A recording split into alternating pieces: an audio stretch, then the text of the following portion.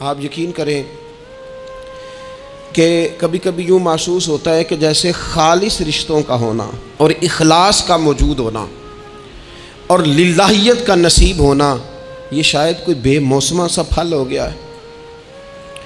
शायद ये कि अब ढूंढने से, तलाश करने से भी ऐसी चीज़ें मुयस्सर नहीं आएंगी कि लोग अल्लाह ताला की रज़ा को पेश नज़र रखें। और फिर अब तो इस तरह का माहौल हो गया है कि चूँकि ज़्यादा लोग झूठ बोलते हैं इल्ला माशाअल्लाह, तो बीच में सच बोलने वाला अजीब लगता है। चूँकि ज़्यादा दुकानदारी होती है तो कोई इखलास का मुजाहरा करता है तो वो अजीब लगता है। चूँकि ज़्यादा अल्लाह माफ़ फरमाए कि धोखाधड़ी का बाज़ार गर्म है, तो अब यूँ महसूस होता है कि जैसे कोई बंदा कह रहा है मैं सही से चलूँगा तो लोग समझते हैं शायद कोई अदाकारी कर रहा। हुजूर अलैहिस्सलाम ने जो लोगों के हक़ में अपनी तबीयत में नरमी पैदा की, आप यकीन करें बड़े सारे लोगों से मिलने को जी चाहता है लोगों का, उनके पास जाने को, बैठने को, मन की बातें करने को। बहुत सारे लोग ऐसे होते हैं जिनके बारे में हमारी ख्वाहिश होती है कि बंदा बड़ा अच्छा है, लेकिन उसके पास अगर चल के जाएंगे तो हमारे स्टेटस का क्या बनेगा। अगर हम जाके उसकी मजलिस में बैठ गए तो वो जहां हम खुद मीरे मजलिस थे उसका क्या बनेगा।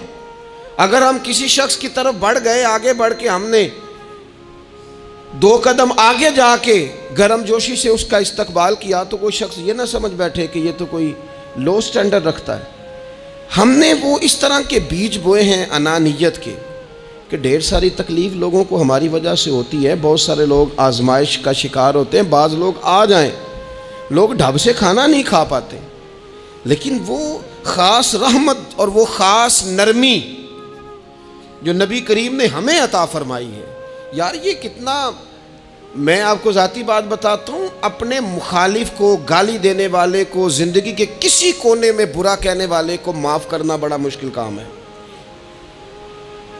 किसी शख्स ने 30 साल पहले भी कभी आपको कोई सख्त लफ्ज़ कहा हो तो वो बंदा सामने आए तो बात याद आ जाती है, यार इसने ये कहा था। बातें खटकती हैं। किसी मकाम पर खड़े होकर किसी जगह पर किसी बंदे ने आपको तकलीफ़ दी हो, बंदा उस जगह पे आए तो वो चीज़ खटकती है। लेकिन ये एजाज़ सिर्फ रहमतल लिल आलमीन महबूब का है कि हुजूर के सामने जब वो लोग पेश हुए, हज़रत वाशी जैसे कि जिन्होंने पूरा वजूद काट दिया था हज़रत अमीर हमज़ा का और कान, नाक, आँखें निकाल दी थी, उन्होंने आके अर्ज़ की हुजूर हमारे जैसे गुनाहगार भी आए तो माफ़ी हो जाती है। फरमाया हो जाती है तो पढ़ कलमा, हम फ़ौरन ही माफ़ कर देंगे। और जो फ़तह मक्का के मौके पर नबी पाक अलैहिस्सलाम ने फरमाया है ना, फ़तह मक्का के मौके पर, वो तो बात ही बड़ी अनोखी है। उन्होंने कहा था आप हमसे क्या सलूक करने वाले हैं, तो फरमाया सलूक क्या करना है, जो पीछे हो चुका है ना उसका जिक्र भी नहीं करना, किताब के पिछले सफ़े पलटने ही नहीं, याद माजी ये उन्वान छेड़ना ही नहीं, जो हो गया सो हो गया।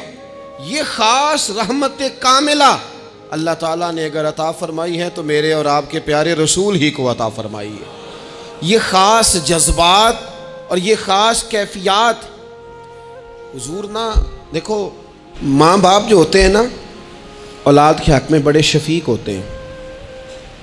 मैं बड़ी ज़िम्मेदारी से बात करने लगा हूँ। माँ बाप के साथ अगर कोई सबसे बढ़ के ज़्यादती करता है तो करती भी औलाद ही है। बड़ा कुछ कर जाते हैं बच्चे, बाज़ ऐसी बातें भी कर जाते हैं कि जो उनसे नहीं करनी चाहिए, लेकिन कहो ना वाली साहब से किनारा कर दें बच्चे से, जिसके 9 बेटे भी हैं उसे भी कहो ना कि तू कर ज़रा किनारा करके दिखा, नहीं कर सकता। वो शफ़क़त पिदरी जो रब ने उसके सीने में रख दिया वो कैसे निकालेगा। 20 दफ़ा गुस्सा आया तो उसने प्लान किया कि आज के बाद नहीं, ख़त्म, अब मैंने बताना है इसको कि किस तरह कोई किसी के साथ ज़्यादती करता है। लेकिन 1 घंटा भी नहीं तेरा गुजरा, क्योंकि शफ़क़त पिदरी है। खुदारा ये मेरा और आपका सबका मामला, इसको समझिएगा। शफ़क़त पिदरी, अगर मुर्शद हो ना कभी मुर्शद करीम, तो परखशे उड़ा देने वालों को भी सीने से लगाने का हौसला रखता है, क्योंकि वो शेख जो है उसका दिल जो बड़ा है। कई दफ़ा सारा सीना छलनी होता है पर उस सीने छलनी करने वालों को भी सीने से लगाना पड़ता है। इसलिए कि दिल दरिया समुद्रों डूंगे, कौन दिलां दियां जाने। ते 14 तबक दिले दे अंदर ते तंबू वांगू ताने। मुश्किल काम है उस्ताद साहब।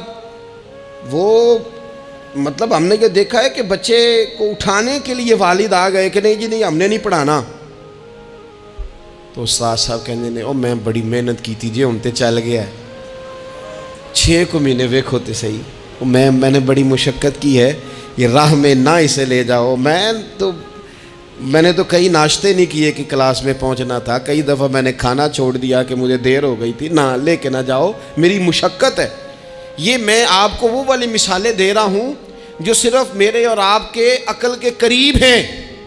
जब तेरी 20 गलतियों समेत तेरा वालिद, तेरी माँ, तेरे मुर्शद, तेरे उस्ताद, तेरे बुज़ुर्ग, तेरा बड़ा भाई तुझे कबूल कर लेते हैं ना, तो बस समझ ले ये जितना भी प्यार करते हैं ये सारा एक कतरा है, और महबूब जो मोहब्बत करते हैं उसमें सारे दरिया समा जाया करते हैं।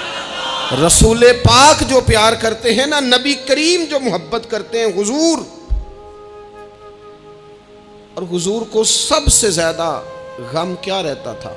रोज़ी रोटी का नहीं, उसका भी बंदोबस्त किया, तालीम व ताल्लुम का भी बंदोबस्त किया। हुजूर का सबसे बड़ा एहसास ये था कि मेरी उम्मत दोज़ख से बच जाए, जन्नत में जाए, गुमराह अकायद से बाहर आए, राह हक इन्हें नसीब हो। उसके लिए नबी पाक जद्दोजहद करते। हुजूर को रोड़े मारने वाले, पत्थर मारने वाले, कांटे बिछाने वाले, गर्दन पे ओजड़ियां रखने वाले रात को सुकून से सो जाते, और नबी पाक इन्हीं लोगों के लिए रात को हाथ उठा के हिदायत की दुआएं करते रहते। वो रोड़े मार के सो गए जाके, और जिसने रोड़े मारे वो नबियों में रहमत लक़ब पाने वाला, मुरादे गरीबों की बर लाने वाला। और किसी ने कहा था लेके पहलू में गमे उम्मते नादार आए, लेके पहलू में गमे उम्मते नादार आए। वो देखो उम्मती उम्मती कहते हुए सरकार आए। वो देखो ना, उम्मती उम्मती कहते हुए लेके पहलू में गमे उम्मते नादार आए। हुजूर के पहलू में गम है उम्मत। या अल्लाह मेहरबानी फरमा, या अल्लाह मेहरबानी फरमा। और सुबह क़यामत भी हम सब लोग ना लायक लोगों से अपना ताल्लुक़ बनाते हैं। मैंने देखा है कि सारी ज़िंदगी का रिश्ता है। वो किसी ने कहा था कि कोई बंदा मुझे ऐसा चाहिए कि मैं उससे झूठ भी बोलूं तो वो मुझसे सच बोले। कुछ लोग ऐसे चाहिए होते हैं ना ज़िंदगी में कि वो तौअन व करहन साथ ही रहे, लेकिन ये होता नहीं, मुश्किल काम है। लोग कहते हैं अगर लायक है तो मेरा है, नालायक है तो फिर मेरा। बनते नहीं, यकीन करें। आपसे ज़िंदगी में कोई ख़ता हो गई को आपका बनने को तैयार नहीं होता, कहते मेरा नहीं ताल्लुक भाई, मैं इसके लेन देन का बिल्कुल जिम्मेदार नहीं, मेरा इसका कोई रिश्ता नहीं, तू जान ये जान, काट दिया। और अगर गुनाह हो गया, गलती हो गई, इंसान से हो जाती है, अपनी सारी गलतियों समेत अपने आप से प्यार है, और दूसरे से एक हो जाए तो। लेकिन कुछ लोग ऐसे होते हैं, हुजूर गौसे पाक के मदरसे के असातिज़ा ने कहा था हुजूर सबक बांटने हैं, पीरियड लगाने हैं, आपको कौन सी किताब दे दें, फ़िक़्ह, उसूल, तफसीर, हदीस, क्या पढ़ाएंगे? तो आप फरमाने लगे नहीं, तो मुझे सबक ना कोई दो, तुम इस तरह की तकसीम करो कि लायक बच्चे सारे तुम रख लो, नालायक सारे मुझे दे दो। हुजूर अलैहिस्सलाम ने फरमाया क़यामत के दिन जो बड़े बड़े गुनाहगार होंगे ना, बड़े बड़े, वो मेरी चादर के नीचे छुपे हुए होंगे। चोर हाकिम से छुपा करते हैं या इसके सिवा, तेरे दामन में छुपे चोर अनोखा तेरा। और हुजूर हमारे वकील नहीं, हुजूर हमारे शफ़ी हैं। हुजूर हमारी वकालत नहीं करेंगे, हुजूर हमारी शफात करेंगे। वकील वो होता है जो कटहरे में खड़ा होकर जज साहब से कहता है इसने कोई जुर्म नहीं किया, बिला वजह इल्ज़ाम लगाया गया है, इसने कोई ख़ता नहीं की, ये ज़ाती इनाद पाल रहे हैं, ये बंदा ही बड़ा अच्छा है, ये तो था ही नहीं मौके पे, इसने तो किया ही कुछ नहीं, वकालत करता है, इसे माफ़ कर दो, ये वकील होता है। और शफ़ी वो होता है जो कहता है इसने सारा कुछ ही किया है पर मैं जो आ गया हूँ, सारे जुर्म इसने किए हैं पर मैं आ गया हूँ ना, मेरा आना देखा जाए, मेरा आना देखा जाए और इसे माफ़ कर। तो नबी करीम अलैहिस्सलाम ने ख़ास, और फिर कुछ ऐसी चीज़ें जो बिल्कुल सादी थी, उसका भी नबी पाक सल्लल्लाहु ताला अलैहि वसल्लम ने लोगों पर बोझ नहीं डाला। हज़रत सैयदना इब्ने मसूद रदी अल्लाह ताला अन्हु फरमाते हैं, मुस्लिम शरीफ में मौजूद है, कहते हैं हुजूर हमें कभी कभी बात सुनाया करते थे, हर रोज़ तकरीर नहीं सुनाते थे। या रसूल अल्लाह सल्लल्लाहु अलैहि वसल्लम हमारा दिल करता है। फरमाया मैं नहीं चाहता कि तुम तकलीफ़ में आ जाओ। हुजूर फरमाते हैं मैं लंबी नमाज़ पढ़ाना चाहता हूँ, पीछे से कोई बच्चा रो पड़ता है, मैं अल्लाह की नमाज मुख्तसर कर देता हूँ। नबी पाक सल्लल्लाहु ताला अलैहि वसल्लम की आदत मुबारका थी। हुजूर सवारी पे चल रहे होते थे तो कोई ग़ुलाम साथ चलना चाहता था तो फरमाते थे तो मेरे साथ आके सवारी पे बैठ जा। या रसूल